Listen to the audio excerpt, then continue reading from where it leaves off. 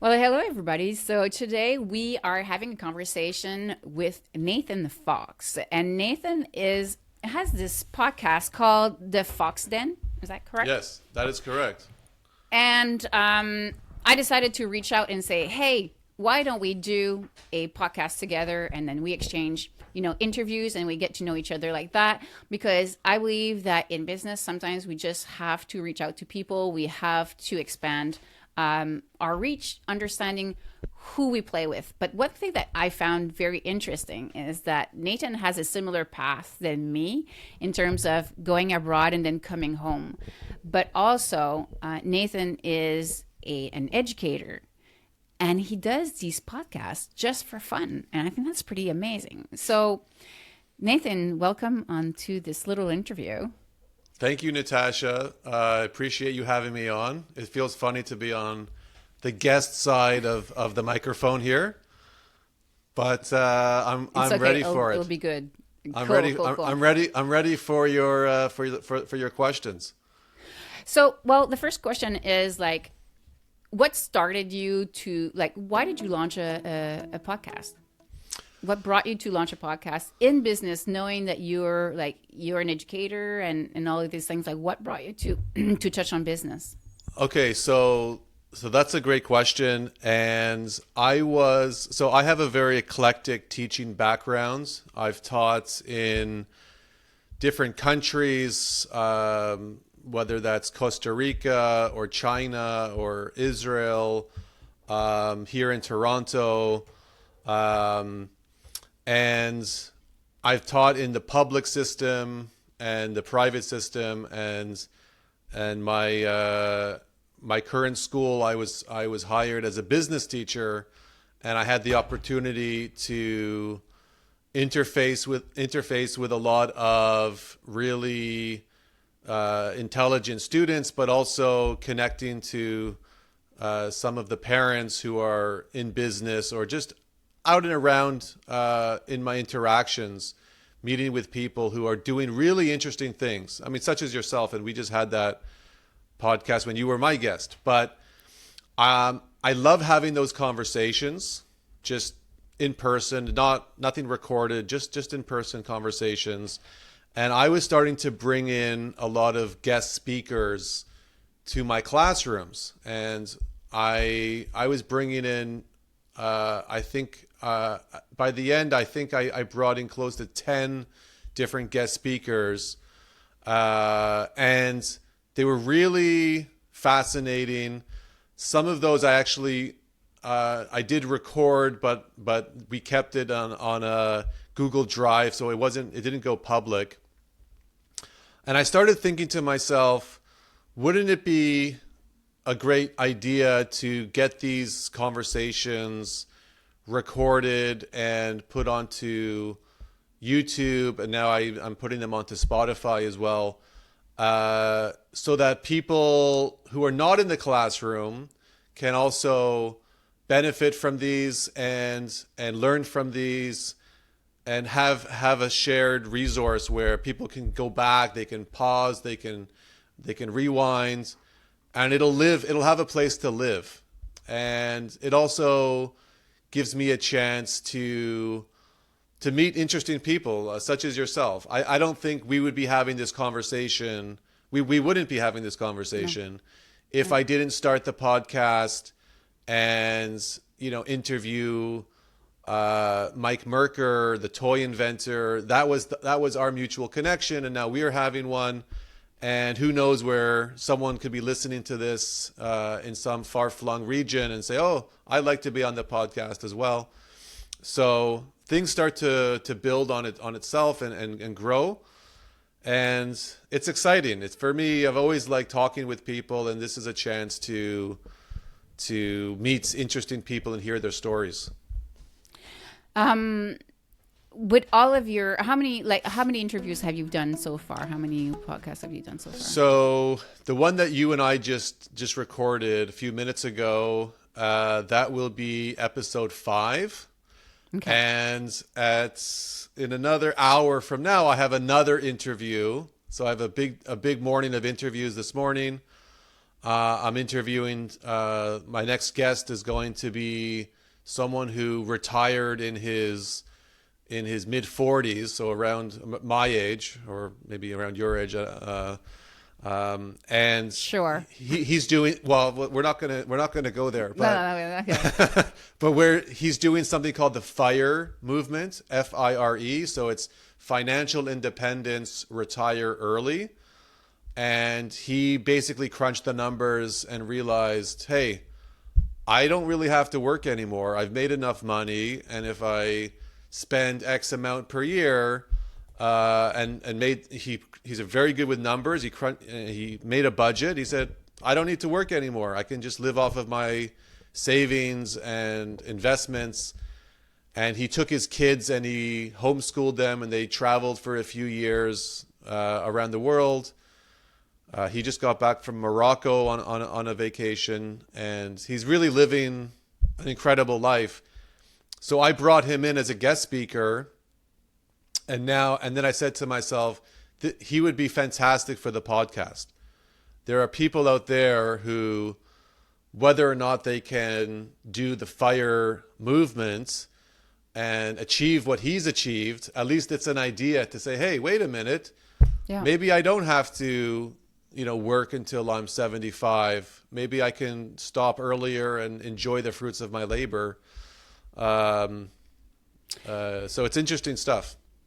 Definitely. I'm going to ask you a personal question, and you always are welcome to say, no, I don't want to comment.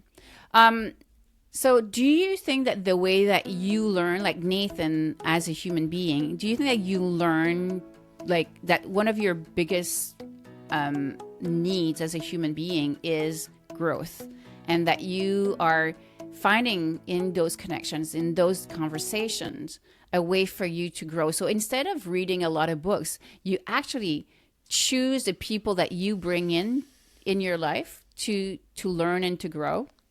Oh, okay. That wasn't too personal, so I'm relieved. No, I'm relieved. Well, that's personal still, right? Well, yeah, to some degree, I would say that yes, when I'm speaking with these people, the guests, it's a form of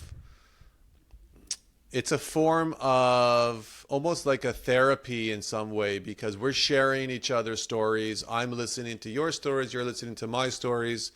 We're bonding, we're connecting, and it's a therapeutic exercise.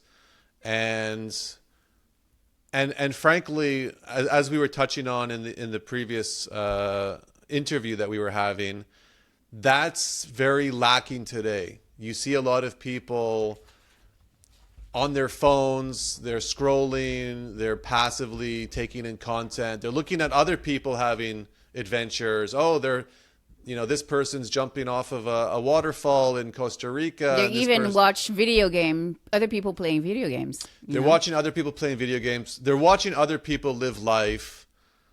And then after about an hour and a half or even longer, they think to themselves, hey, wait a minute. My life doesn't look too shiny. And they start to feel sad. So I think getting out there, putting yourself out there is a tremendous exercise to do. And it's for whatever people enjoy doing, they should be doing that. If that's a book club, if that's they go to the Starbucks, which was supposed to be a third place for people to gather. For me, I go to a fitness community called the JCC, where I go there, I exercise, I swim, I work out, but there's always people there that I know, the regular people, and it's also a social club for me. So for me, that's my third place at this point, and it's always a fun time. I always leave feeling very invigorated and rejuvenated. Would you say that you're an extrovert? I would say that I am an extrovert. Yes. I would say I'm an extrovert. I really do enjoy those conversations. It's hard for me even to take an Uber without engaging with the driver and finding out, okay, What's your name? Where are you from? You have an interesting accent. Oh, you're from Nigeria. Oh, that's interesting. Where in Nigeria? Oh, Lagos. Oh, interesting. And what tribe are you from? Oh, Yoruba. Oh, I know some other, on and on and on. We start getting into this. Will I ever have a chance to travel to Nigeria? I don't know. It looks unlikely at this point, but I feel like through some of the people that I've met from, it doesn't have to be Nigeria. It could be I've met people from Ghana and Bhutan and you name it. I'm just fascinated where people are from and their cultures and what makes them tick. What makes these people tick? I really like that. So, Curious George. Curious George, Curious Fox, absolutely. So tell me, as a kid, I read this book called Mastery by Robert Greene, and I found it so interesting. And one of the things that he was saying in the book is that when people usually it's a trait that we started when we were a kid. So I would ask you, Nathan, so where did this curious fox come in when you were a kid? So I believe that I always really enjoyed learning about the world. Always had a world map on my wall, and maps all over the place of Canada and the US. And I just like looking at it. I could stare at the map and just really, fall into that fantasy land of going to these places. I had a high school class called World Issues that was talking about these kinds of ideas. And I just loved the class. It was my favorite class in high school. And then at some point I decided in high school to act upon it. And it happened to be that there was a poster of a trip that they were running at the time to travel to Costa Rica for a semester for about 4 months and volunteer.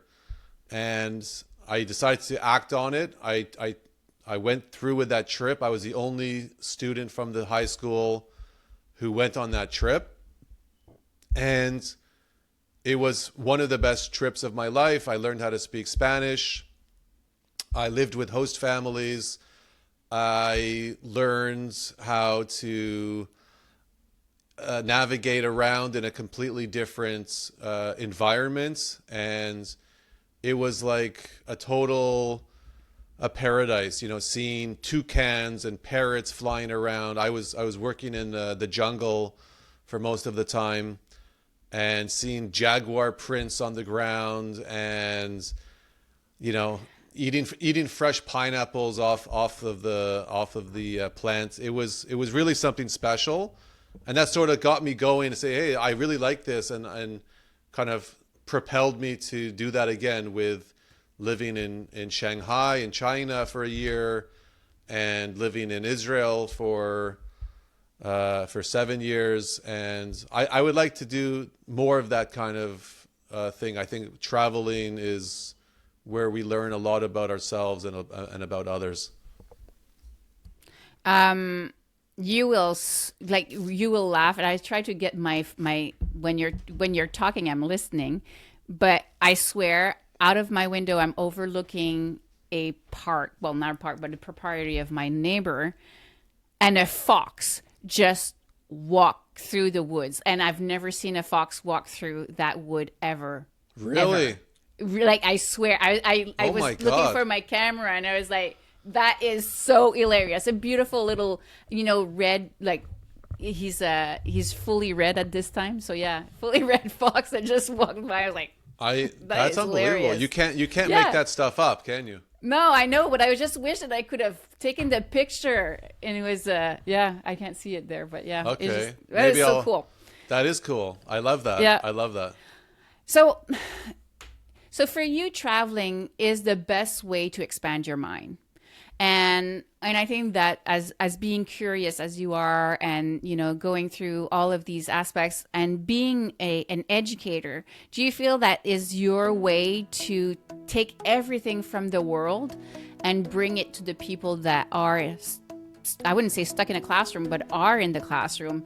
And so that you're more like, I wouldn't say a vortex, but a type of a duality for them to, so you take from the outside and you bring from to the inside always. Yeah, like like I'm channeling. A channeling, yes. I'm Yeah, channeling what best. I'm learning out there and bringing it into people who may or may not have those opportunities. Or I think about that often, because teaching inside the classroom, especially teaching a class like geography or world issues within the confines of the four walls of the classroom, there is some level of perhaps irony to that, because really we should be going out there and discovering things, hands on, even if it's a trip going downtown and learning about the historical sites, or going to a nature walk in the valley and learning about the different kinds of trees, and which First Nation people were on this land prior, and seeing how the maple syrup grows, whatever it looks like, but something hands-on. And I know that there are some organizations and companies that do that. They take students for a semester or a few weeks. They actually give them high school credits, and they learn in Paris or in Barcelona, and they learn the language and they learn history and they go to these places. I think that is where I get very, very excited. And again, I often think it's sometimes a shame to be discussing such wonderful, lofty ideas, and even the most exciting videos that you can show, it doesn't match actually stepping out through the door and doing it hands-on. But it's not as easy as it seems, because there's, you have to sign the liability waivers and permission forms, and it's become so bureaucratic, heavy. So heavy with bureaucracy. And I'm afraid, even going for a walk, outside the building at this time, it's a lot of people are reluctant to do that. It's just always safer in the class. You stay in the class, that's where it's safe. But I think there's a lot of missed opportunity if it's like that. So earlier, we're going to close with this question, but earlier in your podcast, when we recorded yours, we were talking about a feeling, and you asked me, what's the feeling that you wanted people to experience when they do business with Weaver? And I will bring that back to you. So what is the feeling that you would like for people to experience when they are listening and watching Fox Den? I want people to feel like this is a nice, cozy environment to hang out, to share ideas. That's one of the reasons that I called it the Fox Den, because when you think about a Fox Den, I mean, obviously it's a play off my last name as well, but you think about something cozy, something that you can sort of nestle into and feel comfortable and share those ideas. I don't know if you remember. This was definitely before my time, but FDR, Franklin Delano Roosevelt, used to have fireside chats, and this was just when the radio. I think they just had the radio at this time. I think this was maybe even before television, but he used to literally sit by the fireplace and just chat, with the Americans about whatever the topic of the day was. And that's sort of something that I think about to bring into the podcast. I mean, I don't have a fireplace here. I wish I did. And at some point it would be wonderful to have a real fire going and have this two very comfortable chairs that I could do in person.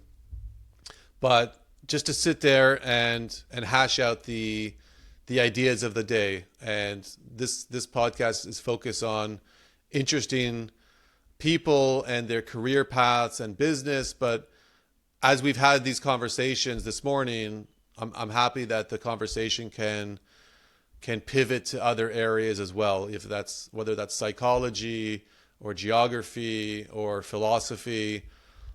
Everything ties together at the end of the day, and we all have a different theme that we're going with, but it's very difficult to unpack those themes. Often students will ask me, they'll say, "Hey, why are you talking about the War of 1812 right now? We're supposed to be focusing on the geography." And I said, it's like, untangle this knot. Do me a favor, untangle this knot that's very tightly bound up. You can't really do that. You can't discuss business. You can't discuss current events without everything coming together in a very tight-knit pack. And we just had, the astronauts go up there with the Artemis 2 and taking pictures of Earth. You're looking down at the Earth. It's this very delicate, small, planet in the grand scheme of things.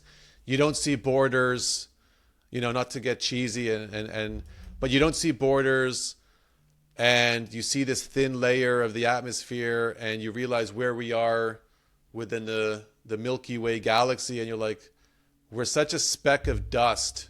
We're such a speck of dust, and I saw a funny meme. I think it was on LinkedIn. It showed the Milky Way galaxy, and there was an arrow pointing to one of the areas in the Milky Way, and then it said in the text, "This is me worrying about what everyone thinks of me." And the arrow is pointing somewhere into the galaxy. In other words, it's such nonsense. We're here for such a limited time. Just do what you think is, follow your path and do what you think is right, because this is a real a limited time that we're alive to execute what we want to do. And Nathan, if I were to bring you into the future in, let's say, in 3 years, where would you like to be? So that's a wonderful question. Where do I want to be regarding the podcast, or just in life in general? I think that you have to trust your intuition I think that you have to trust the intuition to the thing, that the answer that came to your mind. Well, I would want to be in a place where I have the luxury of sort of maybe dictating more of my own schedule. One of the things that I love teaching, I think I'll always love teaching, but one of the things, one of the catches, so to speak, is that you have to be in the classroom, and you have to be with the bells constantly. There's a bell for 8:30 and a bell for 9:30, and you're in this regimented system, and you really do have to be there. And I sometimes think about how I can get more flexibility into my schedule, and again, do some of the things that we were touching upon earlier. Maybe if there's an interview somewhere out in Moncton, New Brunswick, I can actually travel and go to that interview and do a whole lesson there and deep dive to really open it up. I don't want to feel like I'm living in, Bill Murray's Groundhog Day film.